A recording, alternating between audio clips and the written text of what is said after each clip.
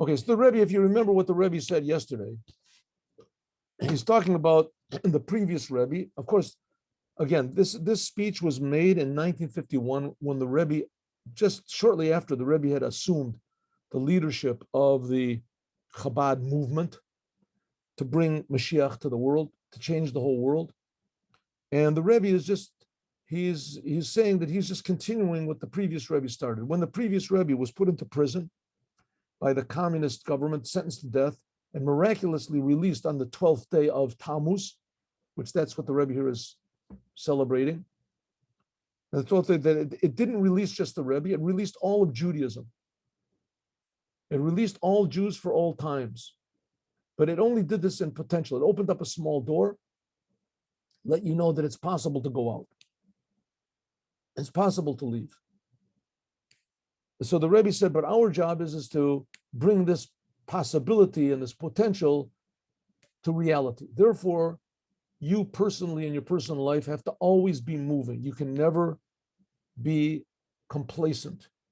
You can never be satisfied with where you are spiritually. That puts you into prison. That puts you back into prison. You always have to be increasing, improving, being more genuine, increasing in quality, in quantity, to do things more with more love, with more genuineness, with more honesty, with more enthusiasm, with more joy, with more love.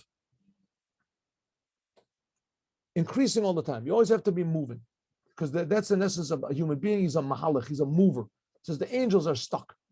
The angels are stuck. Whatever they are, that's what they are. Animals are stuck. A dog is a dog. A cat is a cat. Right? They can't improve themselves. A person, maybe you can train them.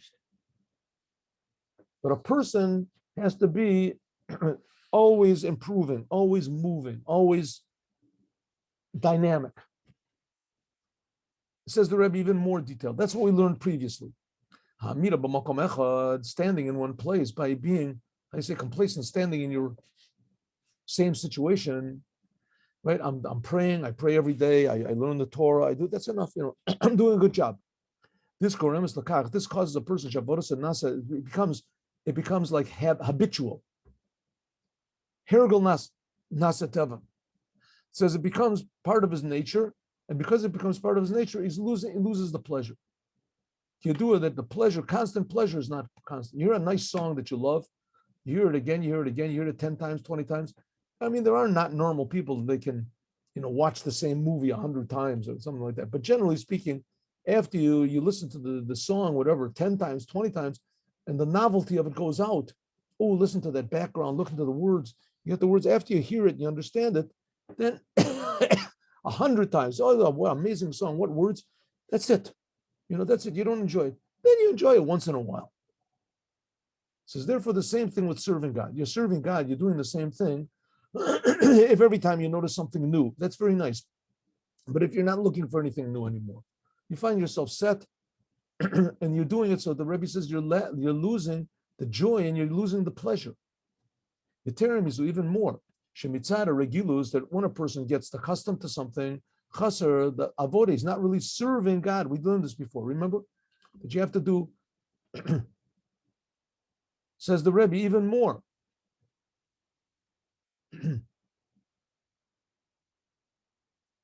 Right, we said that Tzemach Tzedek, someone came into the Tzemach Tzedek, a young man said, I don't enjoy learning. And the Tzemach Tzedek said, well, you're really lucky. You have to force yourself to enjoy it. What can I do? I really enjoy learning. I'm really never serving God. I'm doing something that I always enjoy. There's a story that's told in the Talmud, the Rebbe Yochanan ben Zakkai, when he passed away. Rebbe Yochanan ben Zakkai is arguably the greatest Jew that ever lived.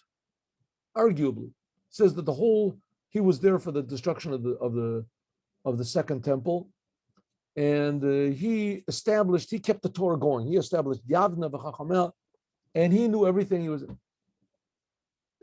right before he died, his pupils were around him, and he said, I don't know if I'm going to go to heaven or I'm going to go to hell. And they looked at him like, how could it possibly be such a thing like that? He says, any day is a derech malichinoti. I don't know which way I'm going to go. Am I going to go to heaven or am I going to go to hell? So that was it. So it's a question. How could he have said something? Maybe we're just showing how he was, that he was, death was, confused him. No, he was not confused at all. So it explains in Chassidut what was going on. He said it could be that all that he did his whole life was because he simply enjoyed it. And he got tremendous, reward for it. And he realized all the benefits that were there, and he was going to go to heaven. He was going to go to this. And it could be that his whole life, everything he did was selfish. If so, it motivated him. And certainly he was always thinking to himself, it's not a good thing to serve God in order to go to heaven. That's selfish. But maybe he thought to himself, maybe deep, deep, deep, deep down inside, that was his motivation. He wasn't really changing himself. He was just doing what he wanted to do. Says the Rebbe that therefore a person has to constantly change himself. But calling avodas Hashem, it has to be like a war. Yagiv a Kabbalah's all. There has to be a war with himself. Now, this is a very easy thing to say, and it's nice to say, it's unusual to say, but to actually do it, it means you actually have to change your nature, right? It means you have to stay up a little bit later and learn Torah. You have to maybe wake up a little bit earlier, maybe a little bit, not so much that it makes you crazy, but don't fool yourself. Maybe eat a little bit less, maybe give a little more charity, maybe learn a little more, go over the material one more time, even though you've already gone over twice, right? Be a little more careful in the commandments. You have to be more happy. You're paying so much attention, right? Don't get drowned in the details. You're doing God's will. You have to be very happy. You have to increase in happiness. You have to increase in love. You have to increase in charity. You have to increase in being patient with other people. It requires going against your nature. Kiv, and even more. Kiv and Sheish Not Tziva, since there's the commandment that you must continue all the time and increase. Ma'alim b'kodesh. Hari im ein olech. The Rebbe is not saying this is an option. If you do not increase and go up in holiness, over who al kiyam mitzvah, you're transgressing what God wants.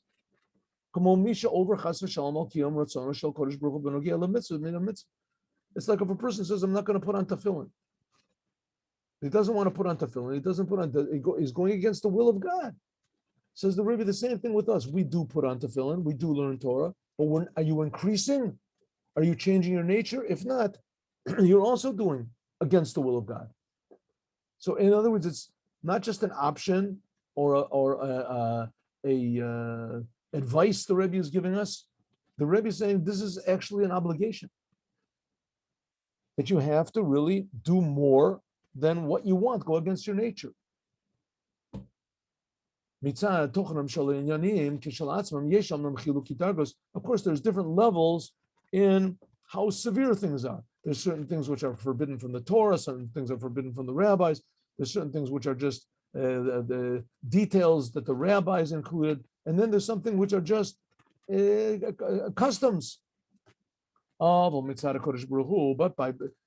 talking about by God, mitzvah, he's the one that makes all these commandments. So the will of God is equal, whether it's a custom or whether it's a commandment from the Torah, whether we're talking about, Shema Yisrael, or we're talking about, putting water right next to your bed in the morning when you wake up, right?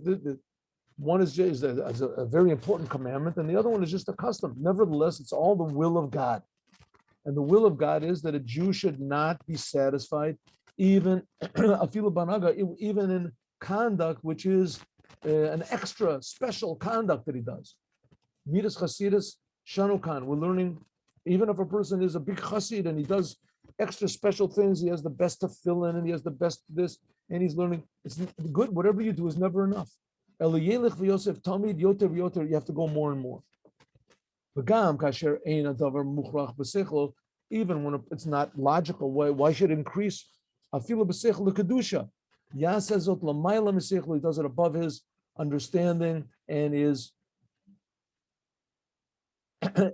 understanding and his his logic.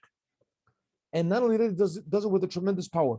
I'll tell you, there's a couple of stories that say about the Rebbe. The Rebbe he did all these things. He didn't just say you have to do them and didn't do them. He actually did. So they say there's one example was that when the Rebbe was in Poland, I think that he was there together with his father-in-law. In any case, he was in Poland, and it came around the time of Sukkot, and Chabad has these. They try to use an esrog, which comes from this place in Italy. And I guess there weren't any etrogs like that, and I think there weren't even any etrogs that were of any sort of quality. And the Rebbe, the war was just beginning, and the Rebbe asked a rabbi over there if it was permissible to risk your life in order to just do a what do you want to call it, an extra special commandment. And you can do the commandment in the regular way, and you can do the commandment in a special way, but then there's extra special. And the rabbi, I don't remember, I think he didn't understand the question, whatever. In any case, a week later or whatever, the Rebbe came back and with an etrog from Italy. It means that he had crossed all these borders and he had put his life in danger in order to get an etrog, a special etrog. Now, this was totally unnecessary, and the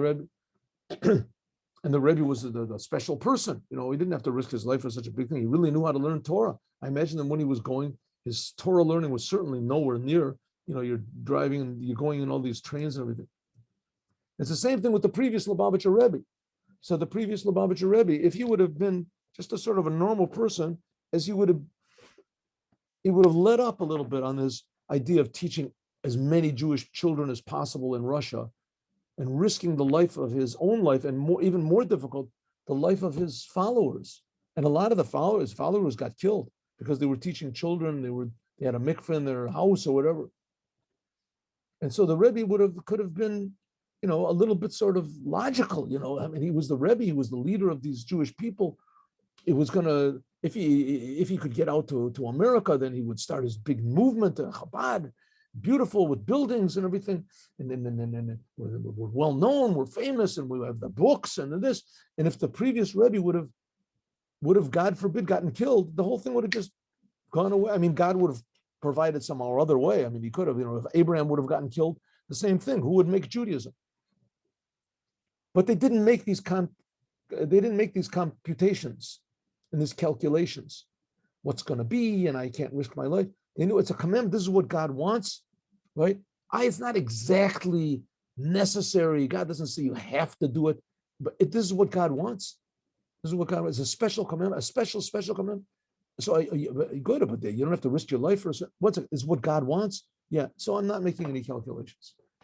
If this is what God wants, then I'm not caring about what is the risks involved.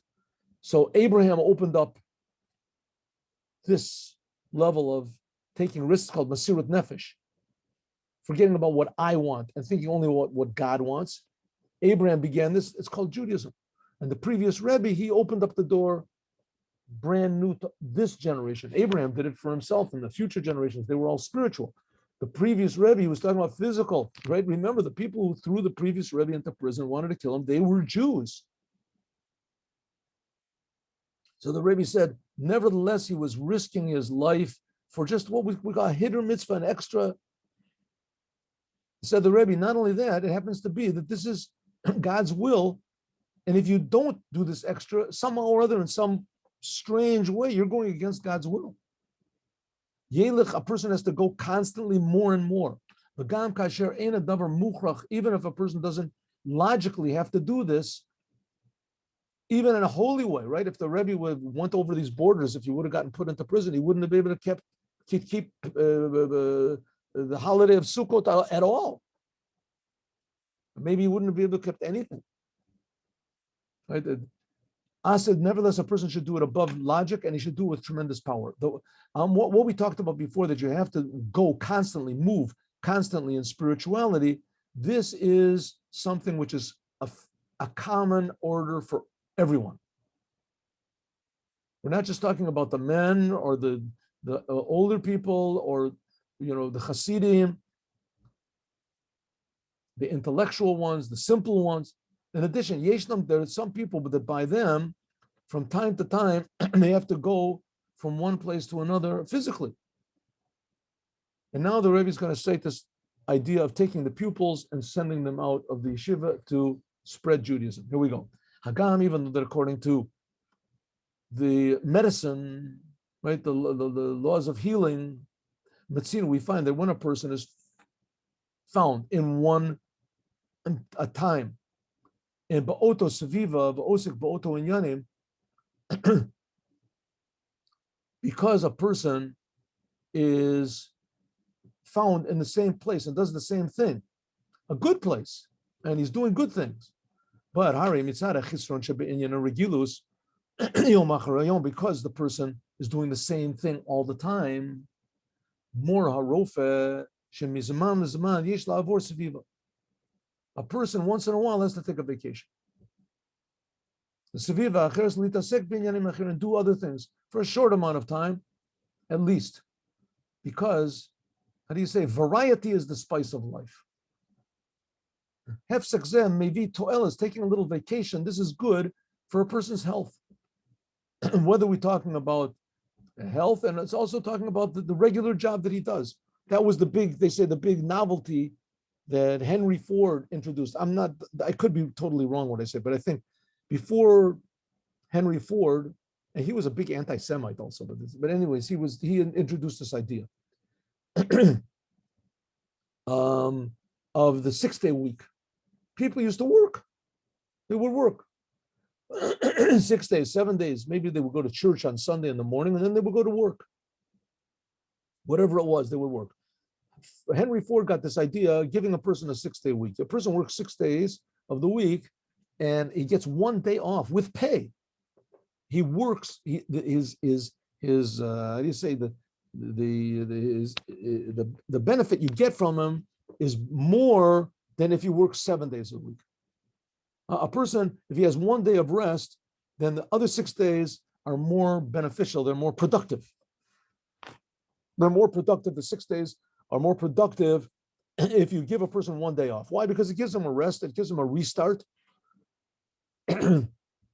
What's that got to do with us? B'nai yeshiva, the people that are learning the Torah, they learn yeshiva, the boys that are learning Torah all the time, the whole year, and they learn Torah and they're doing service and they're praying to God.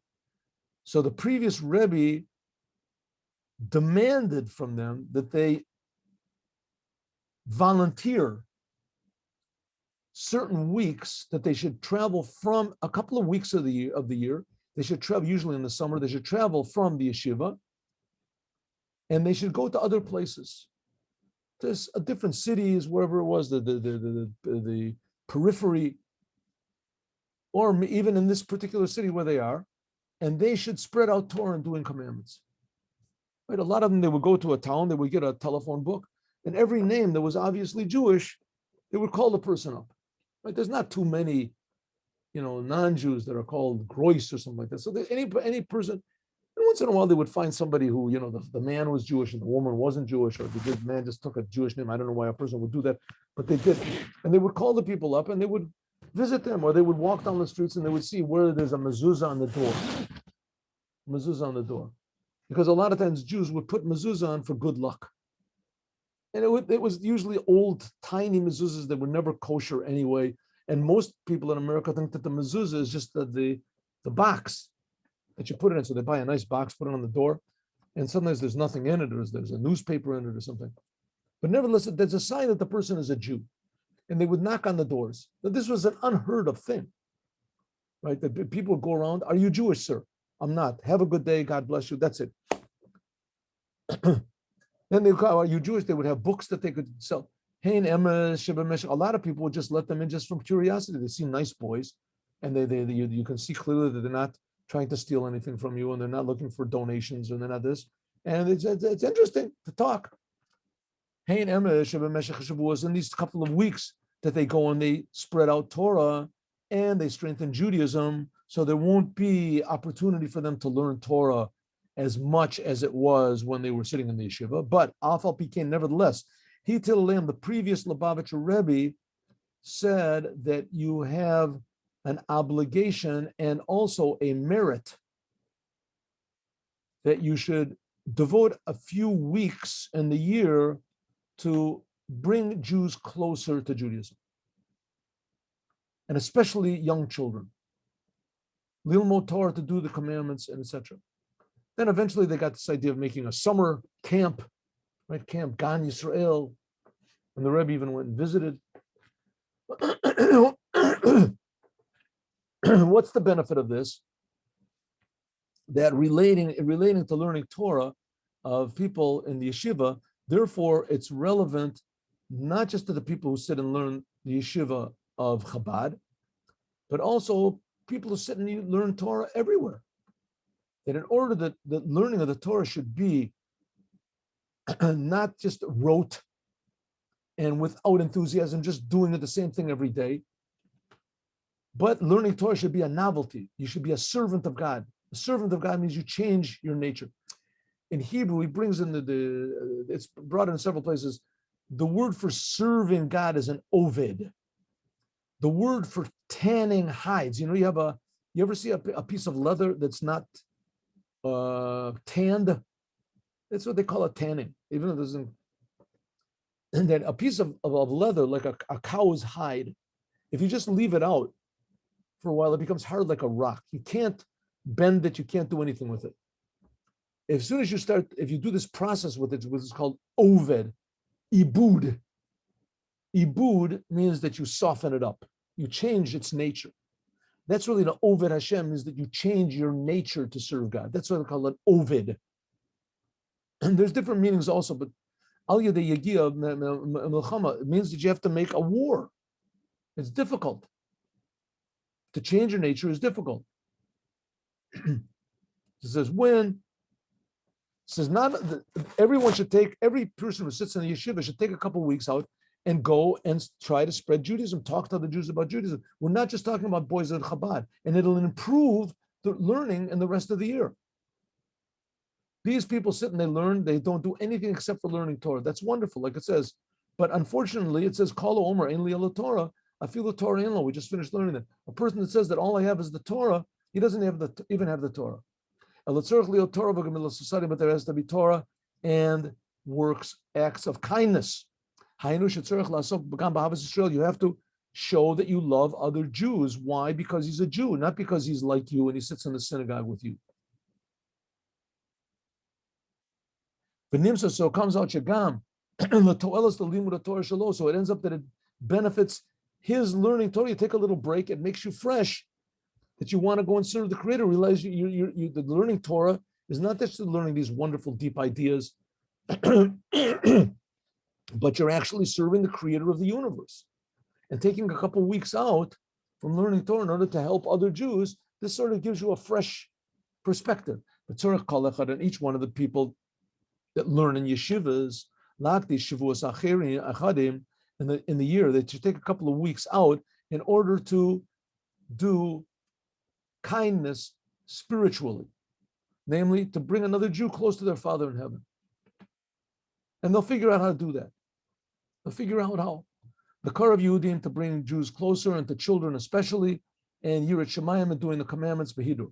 And I think there were other groups except for Chabad that made like summer camps for children. I don't know if anybody else went around knocking on doors or stopping Jews in the street, but they figured out their own ways. They went into different towns eventually, and they made like the Torah weekends and things like that, and it made a lot of people realize that there's God in the world and that there's Jews. Okay, let's just try see if we can finish this one. Just like we're speaking about these things about traveling, that from time to time you have to go from your place and where they're learning Torah, and to travel somewhere else, a place where it's dark, where there is no light of the Torah, and to illuminate that place with Torah and the commandments. So it is also spiritual traveling. What does that mean? That once in a while a person has to totally go out from himself. A rois firm from zich. Well, how do you do that? What's that? The traveling has to be not in a way that a person changes towards himself, but it has to be the way of the king of the world, namely God. Shagile Dover, that you have to reveal the words, Man Malki. You have to go out and spread out the words of the Rebbe. Shahari ad ata, now mani gador hu gam achshav man ad ata mani gador, who up to now, we're talking about the previous Rebbe, he was the leader of all of the Jews of the whole generation. And now that he passed away a year ago, nothing has changed. He still is leading the that he taught us the way to go and the deeds that we should do. And even when we are traveling on the way of the king, you shouldn't stay in the same way all the time. But what you have to continue and travel, moving constantly. What is the goal? The goal is finally in the ear, and finally, after everything, they'll make the city of the king, the Birat HaMelech Atzma, the city of the king. You'll go into the inner chamber of the king, and in the room of the king, and to be there together with the king, with God. This is the She'ifa. This is what every single Jew wants to do. To unite with God in a way that Yisrael and the Torah and God are completely one. What is the Rebbe getting at? In a place to, instead of drawing the king into you, into the field, like it says, that's the idea of Elul, it's better, much better that you should go to the place of the king himself. In other words, travel to the Rebbe. And I want to tell a short story about this. But in order to do this, you have to have powers to arois krichen. You have to, how do you say, force yourself to leave your normal life and your limitations. Not just the limitations of doing sins or bad things, no. Even the limitations of holiness.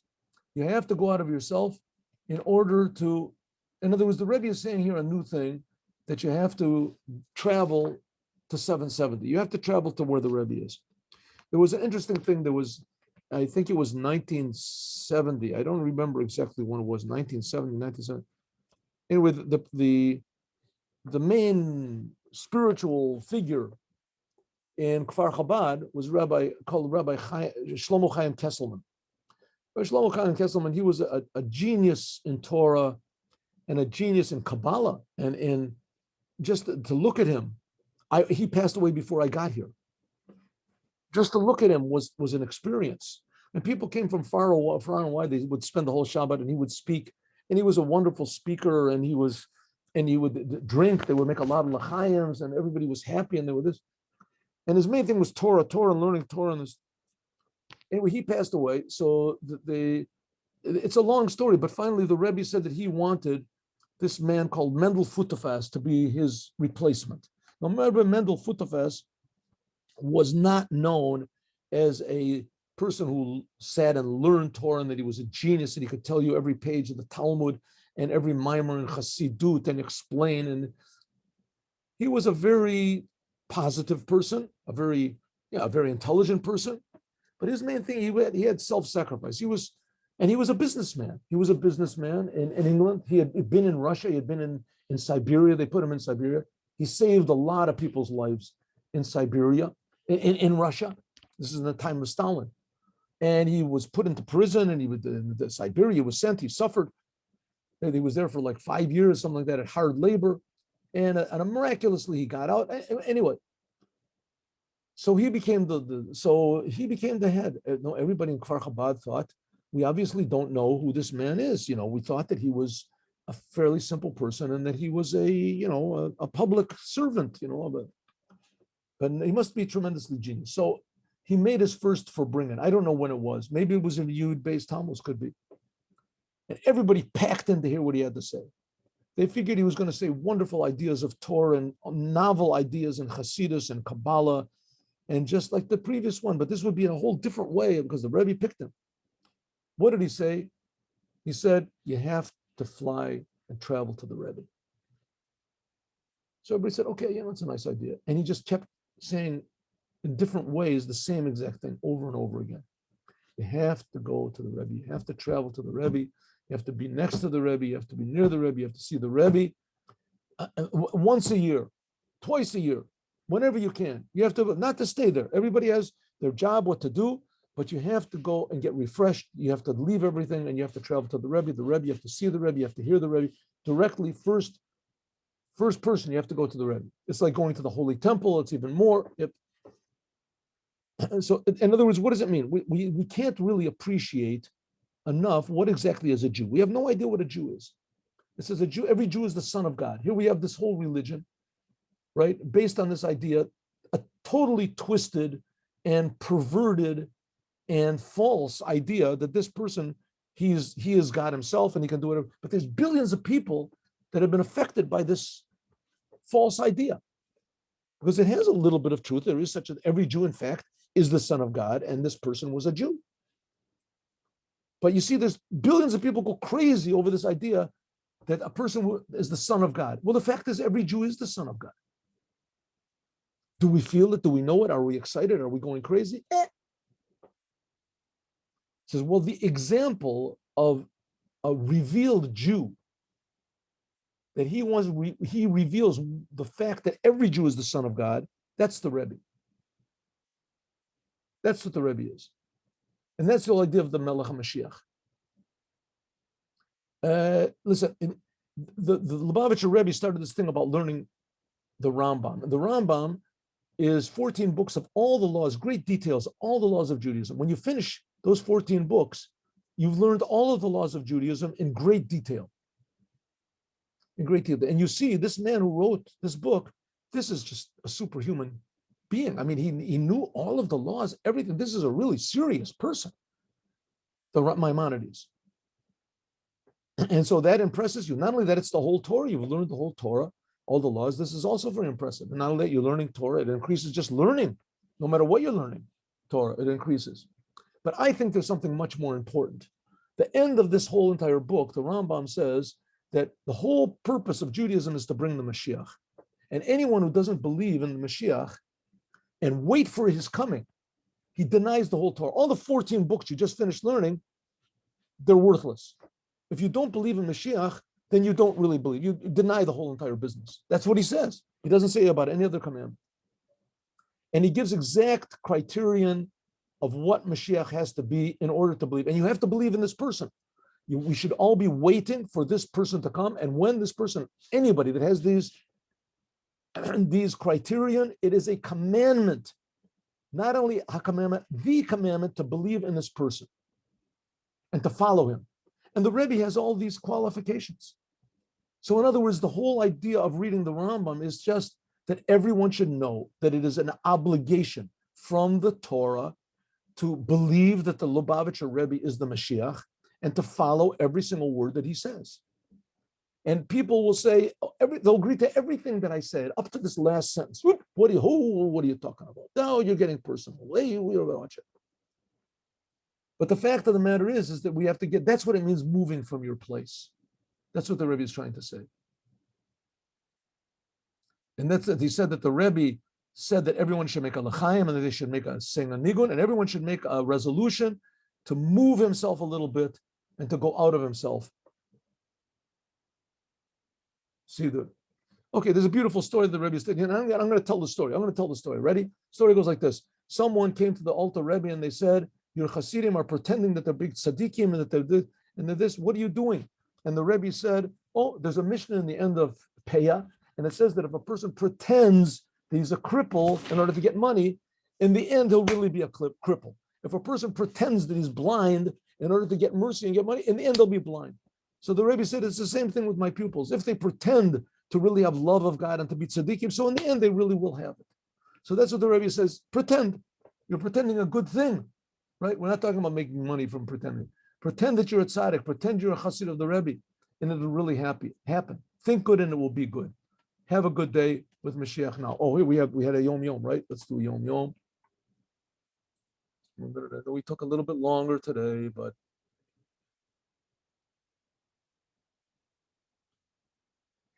the imprisonment of the Rebbe began on the 15th day of Sivan, and he was there until almost a month later, the 13th day of Tamuz, the previous Lubavitcher Rebbe, 1927. This is a letter from the Rebbe to everyone. He said, I send you a mimer, which is my participation in the success with your friends, etc. And the whole, I want you to make for bringing with the purpose of strengthening Hasidut, fixing times of learning Hasidut, and to be stimulated to actually implement these studies, that it should actually come out in love of God, love of the Torah, and love of every single Jew. May God and the God of our fathers bless the whole community of the Hasidim, their households, their children, their grandchildren, all the brothers, together with all of the Jewish people, with all good things, spiritual and physical. That's the blessing of this day. So if you can participate in a Farbringen today, how much better. God bless you all. Amen, Rabbi Bolton. Have a good day. You too. Have a good day with Moshiach. Now, 3:00, we're learning Chumash. Yeah, Bli Neder. Tell your Have a good friends. day, Arab. Shalom. Shalom Baracha. Bye.